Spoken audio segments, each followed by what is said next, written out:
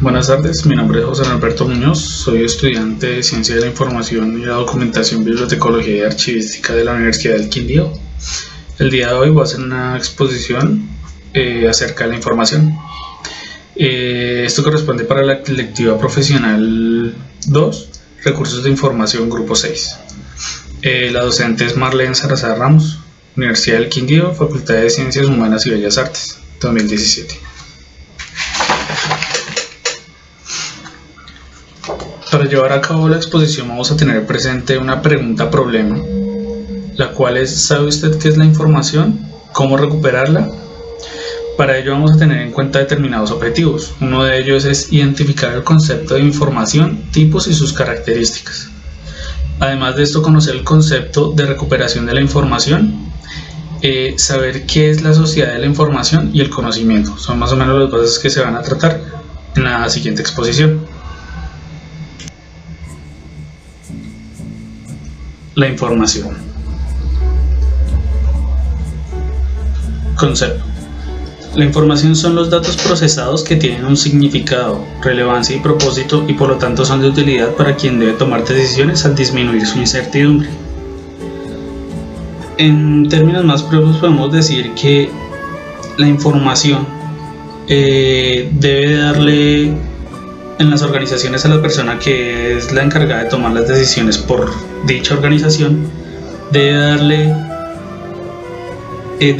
disminuir la incertidumbre para llevar a cabo estas decisiones. Según Davenport y Prusak en 1999, ellos afirman que muchos investigadores, al igual que ellos, han investigado el concepto de información. Normalmente lo toman bajo la forma de un documento o algún tipo de comunicación audible o visible. En teoría, como cualquier mensaje, este tiene obviamente un emisor y un receptor. Dado que la información es capaz de cambiar la forma en que el receptor percibe algo, este tiene que llevar un impacto y un comportamiento sobre el mismo. La palabra informar significa originalmente dar forma a. Por eso se dice que el emisor, que este debe generar un juicio a el receptor. Tiene ciertas diferencias en su interior y su exterior. Hablando en esta forma, el receptor y no el emisor es quien debe decidir si el mensaje es realmente información, si es prioritaria para él. Esto es lo que deberíamos de tener como tal del concepto de la información. Aquí presentamos una imagen. Fue tomada de los Anales de Documentación 2011, volumen 14, número 1, página 5. Acá tenemos una breve descripción del proceso de la comunicación como tal. Entonces tenemos que el emisor emite un concepto, una codificación, se va a hacer el mensaje, y el receptor lo va a decodificar ese mensaje.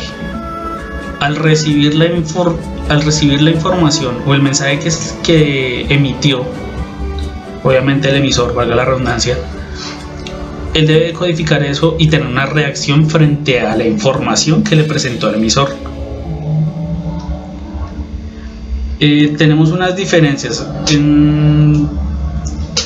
Las personas suelen confundir términos que van muy de la mano. Es así como confunden información, datos y conocimiento. Entonces tenemos que los datos son los elementos esenciales de la información, siendo irrelevante en la toma de decisiones. O sea, estos no son la parte funcional en la toma de las decisiones, simplemente son cifras estadísticas. La información, en cuanto a la información, son los datos ya procesados que cuentan con un significado, relevancia y un propósito. La información va muy de la mano con los datos, al igual que el conocimiento.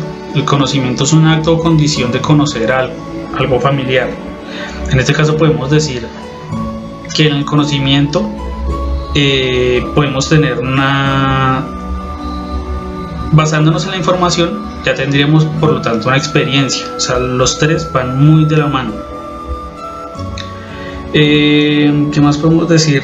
Pues son como los errores que más cometen las personas en el momento de tener estos tres términos frente a cada uno. Los tipos de información que podemos tener los podemos valorar de acuerdo a las fuentes, según el nivel de información que nos proporcionen. Pueden ser primarias o secundarias. Tenemos así que las primarias son aquellas fuentes las cuales nos proporcionan información nueva y original. Estas son el resultado de un trabajo ya desarrollado intelectual. Como ejemplo tenemos que son documentos primarios los libros, las revistas científicas y de entretenimiento, los periódicos también, los documentos oficiales de las entidades del Estado u oficiales, los informes técnicos o de investigación de entidades o instituciones públicas o privadas, las patentes, las normas técnicas, entre otras. Ya en cuanto a las fuentes secundarias, dentro de los tipos de información, son aquellas que contienen información más organizada, o sea, más elaborada, y que son producto o sea, el resultado de un análisis realizado con anterioridad, ya sea de una extracción o reorganización de los documentos primarios originales. En cuanto a esto tenemos como ejemplo las enciclopedias, los directorios, libros o artículos que hacen alusión o referencia a otros trabajos ya elaborados, o hasta las mismas investigaciones. Tenemos las características. Dentro de las características hay unas muy relevantes, o sea, que van de la mano por su significado y demás. Entre estas está el significado. Hablamos de la semántica. Tiene que ser el significado extraído de la información. Obviamente cada individuo evalúa las consecuencias posibles y adecua las actitudes que éste tenga y acciones de manera que sean acorde a las consecuencias previsibles. O sea, se refiere más que todo a las reglas que debe seguir el individuo, la persona o el sistema que se encuentre haciendo la extracción de estas, y las expectativas futuras sobre cada alternativa que tenga. Tenemos la importancia. Esta es relativa obviamente al receptor, que es quien recibe la información y es quien se va a encargar de determinar la importancia que tenga esta información que le fue suministrada a él. Tercero, tenemos la vigencia. Obviamente no podemos hablar de información muy antigua. Si nos ponemos a hablar de información muy antigua para una extracción de hoy en día, tendríamos que contextualizarnos referente al tiempo en el que se dio ese tipo de información. Otro que tenemos es la validez. Esta sí es relativa al emisor. Obviamente es la persona quien efectúa y quien va a validar que la información es fiable o no. Obviamente la idea no puede ser que la información que está suministrando sea falsa. Así podemos seguir con la recuperación de la información en las ciencias de la información. La gran variedad de definiciones acerca de la información sobre algunos autores ha conllevado que se tenga que clasificar hacia dónde va dirigida dicha información. O sea, es así como durante la presente exposición tuvimos en cuenta esta misma clasificación para evitar errores comunes, como por ejemplo el término información en ciencias de información es muy diferente si lo usamos el término para otra temática. O sea, no es lo mismo la información en cuanto al área de ciencias de la información que si lo usamos para la historia. Obviamente van en parte muy de la mano, pero no podemos atribuir las definiciones de ciencias de la información a las de la historia, porque en teoría van a cambiar relativamente un poco. Otra de las atribuciones que le podemos dar en el campo de la ciencia de la información lo hacemos es más hacia los futuros profesionales en ciencia de la información. O sea, para que conozcan más a fondo las bases históricas y futuros y la evolución que ha tenido en todo el tema de desde su aparición hasta el presente y lo que pueda originar hacia un futuro. Eso sería como más de la mano hacia los profesionales, hacia los futuros profesionales de ciencia de la información. Podemos realizar una línea de tiempo respecto desde sus inicios hasta el final o hasta nuestros días, pues entonces lo podríamos ubicar en infancia, que se conoció desde 1945 hasta 1955, y fue debido a una publicación, un artículo de una publicación de Vannevar Bush, en donde él hablaba sobre la necesidad de almacenar la información. Siguiendo por esta línea de tiempo encontramos la parte escolar, así fue como se le conoció, va de 1956 a 1970. Acá se hicieron los primeros experimentos sobre recuperación de información y se comenzaron a encontrar los primeros sistemas de información. La fase adulta la tratamos de 1970 a 1980.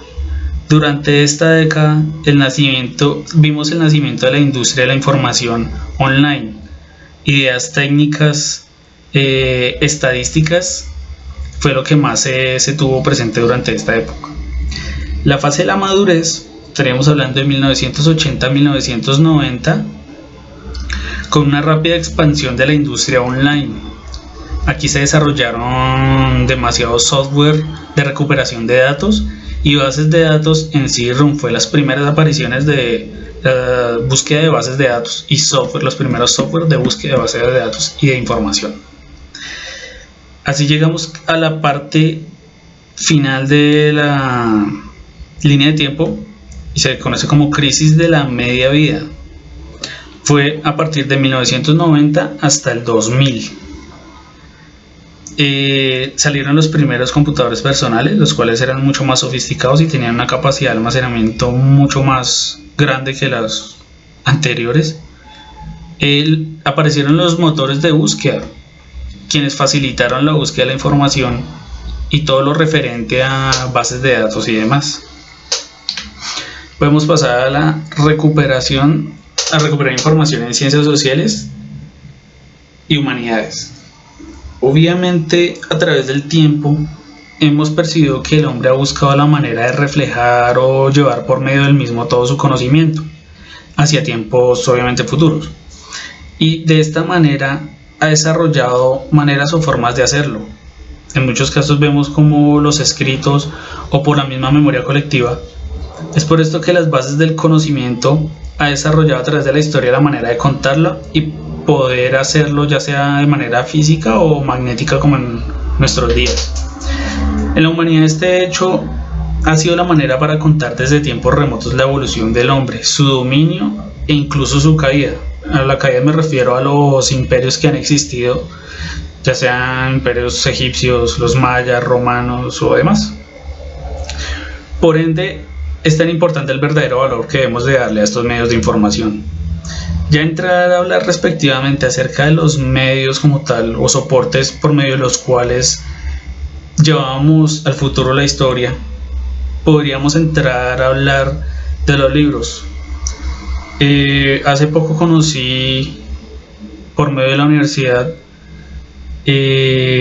una narración de la historiadora Diana Uribe, quien hacía un repaso por la historia de los libros y cómo por medio de ellos pudimos conocer acerca de cómo eran sus costumbres, culturas y demás.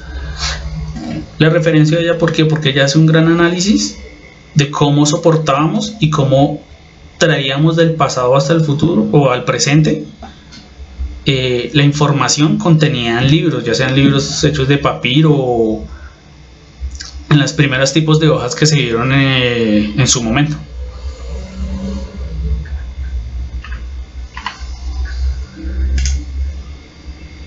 Muchas gracias por su atención. Aquí se encuentra la bibliografía de la cual nos basamos para llevar a cabo la exposición.